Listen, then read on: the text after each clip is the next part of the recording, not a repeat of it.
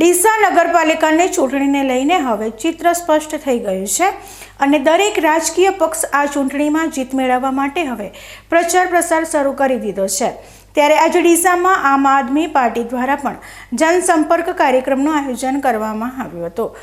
Ward number 8માં આમ આદમી પાર્ટીના ઉમેદવારો અને કાર્યકરો લોકો સાથે સીધો સંપર્ક કરવા મેદાને ઉતર્યા હતા।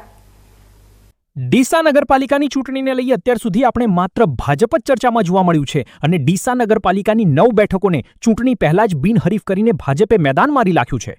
ત્યારે ભાજપના આ આક્રમક ચૂંટણી પ્રચાર વચ્ચે આજે ડીસામાં આમ આદમી પાર્ટી પણ મેદાનમાં ઉતરી આવી છે।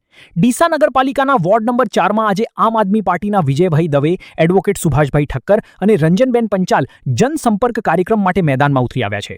આજે આ ત્રણેય ઉમેદવારો તેમના સમર્થકો સાથે જાહેર માર્ગો પર લોકો સાથે સીધો સંપર્ક કરતા નજરે પડ્યા હતા।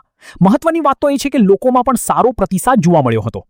નગરપાલિકાના ઇલેક્શનના પડઘમ વાગી રહ્યા છે।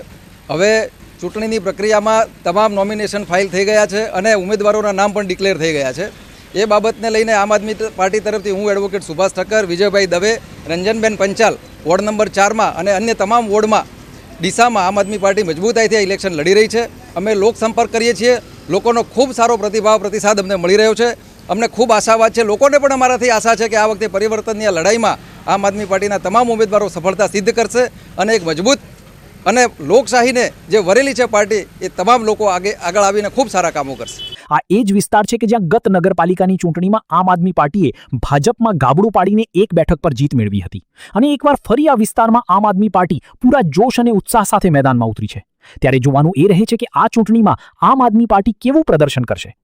અતુલ પટેલ સાથે Haresh Thakor, BK news channel, Deesa.